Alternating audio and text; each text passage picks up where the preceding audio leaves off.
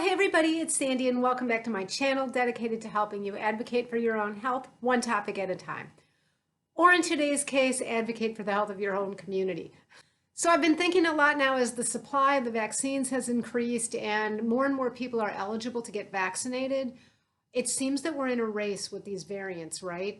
The question in my mind is, can we get enough people vaccinated quickly enough so that we can achieve herd immunity before we have many new variants that might evade the vaccines? So I have an idea I've been working on and I want to share it with you today. Yeah, so I get a lot of ideas, some of them I kick around for a while, a couple of them come to fruition, some of them go nowhere. Normally I don't discuss an idea when it's in its infancy, but in this case, I think the more people that hear about it, maybe add to it, alter it, edit it, the more likely it is to go somewhere good if I could share this. So here goes. Right now, I think we're at this tipping point where we really got to get to herd immunity before we have more dangerous variants evolving, okay? Because we're already saying, well, we don't know exactly how different vaccines are going to respond with this variant or that variant and how much illness we're going to have, moderate disease, whatever. And to my mind, anytime we have even mild disease, we have a risk of long haulers. And I think it's going to be a while before we find out whether you're less likely to become a long hauler if you do get mild to moderate disease having been vaccinated versus not. And I mean, I'm hoping and my gut says you're going to be less likely to have that, but I don't know. It's going to be a while before we have all this data in. There's all kinds of questions that are being studied now, and that's all in its infancy. There has just, in my opinion, been very poor messaging to younger people. Like the young, healthy people, at least around here, have been told, if you're young and healthy, this thing's going to be like a cold. It's just no big deal. I mean, it's just, you might not even know you had it, probably won't even know. Well, I see more than one issue with that. I mean, for one thing, it's not even true.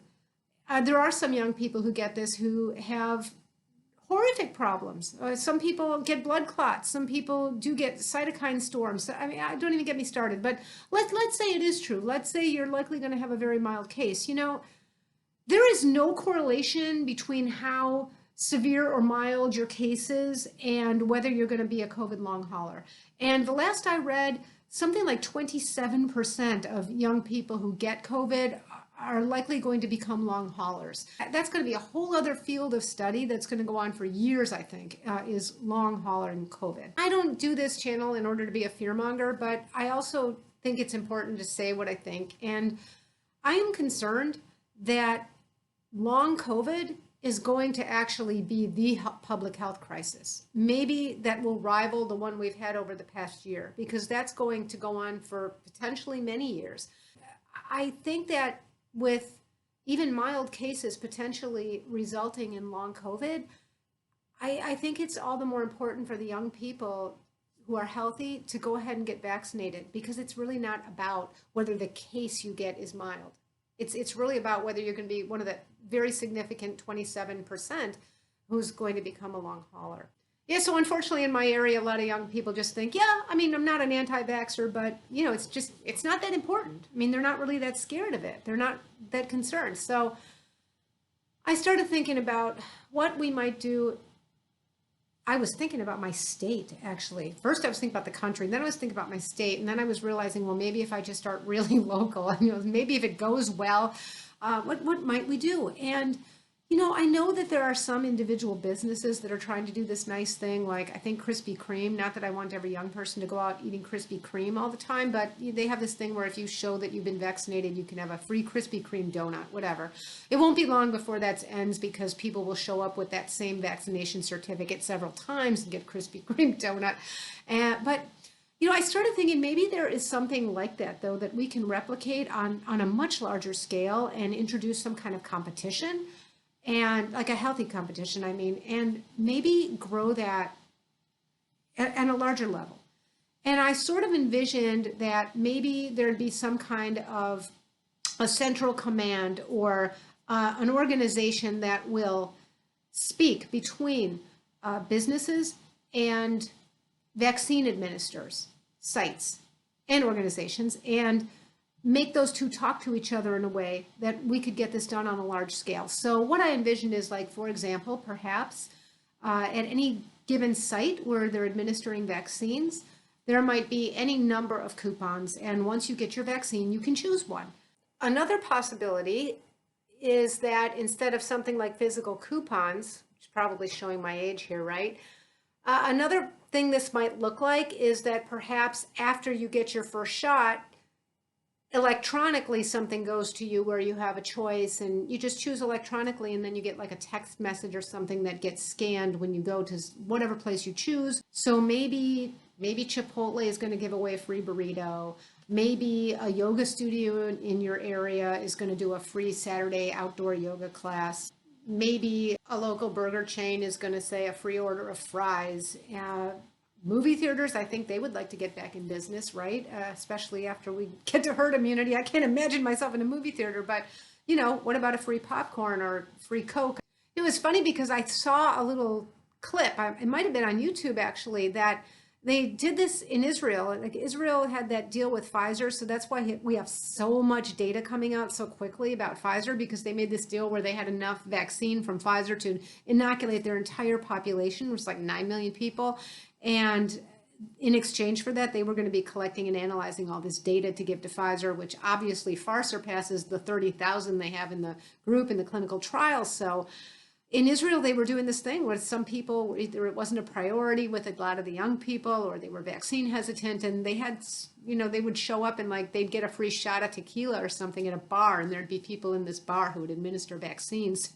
Well, I don't know, whatever works. I don't know. There's any number of ways that all different kinds of businesses, not only restaurants, like I said, yoga studios, fitness places, all kinds of individual small businesses, chain businesses, grocery stores could partake in this. And I think certain things would interest certain age groups more than others.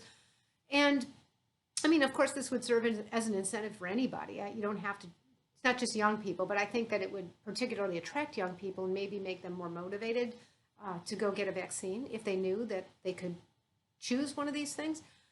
And I think it would maybe even introduce some good, healthy competition in the business market, right? Because you'd have all these businesses saying, well, I want them to pick mine, right? Because I want the foot traffic. Even though I'm giving away something for free, they're still coming in. They're still probably going to buy other things. They're going to get a good feeling about this business. And I think that, these days a lot of businesses aren't doing that well with COVID.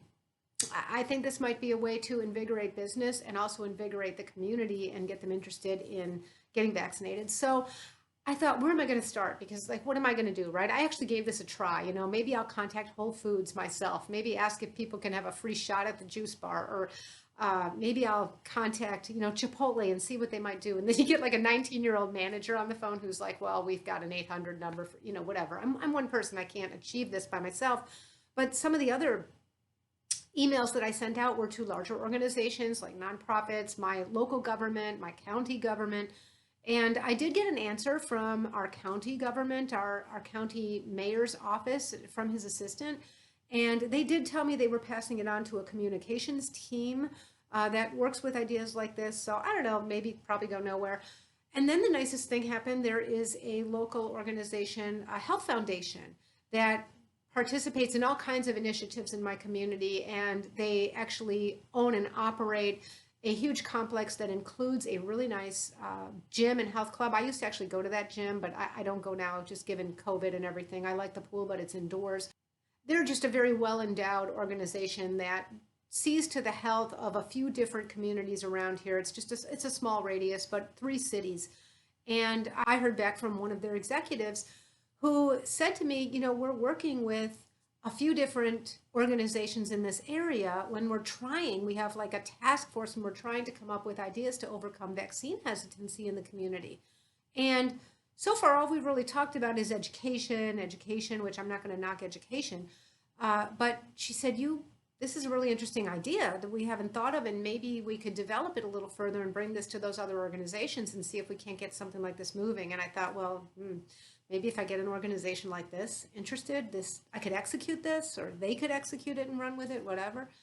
And so I have a Zoom call set up with them. My guess is by the time this video is aired, I might have had it already. So we're going to talk about this idea and try to develop it a little bit further. So this might look like any number of things. I'm clear now that it requires more than just me. It probably requires the strength of an organization, first of all, to talk to businesses and coordinate that effort. It's probably going to require some IT, which is way beyond my scope. But it's still taking the form of an idea that perhaps we can do something that's going to get particularly young people interested in getting vaccinated. Maybe it'll get some other people who have passed on the option to get vaccinated, whose eligibility has already come up. Yes, I just wanted to share this. Under normal circumstances, I'd say it's premature to share an idea in its infancy, but something like this, I think, like the more talk and discussion and thinking and trying and sharing that there is, maybe the sooner we can get to things that work. There's probably more than one thing that will work. I hope that this is one of them, especially if we're going to spend any time on it. But let me know what you think about it. Let me know if there's any efforts in your own communities, and if you are struggling with things like vaccine hesitancy, or maybe you're struggling the opposite with vaccine scarcity and an over pent-up demand for vaccines. We had that here for a while, but it seems like it's kind of run itself out now. So anyway, let me know what you think, and until next time, be well. Bye-bye.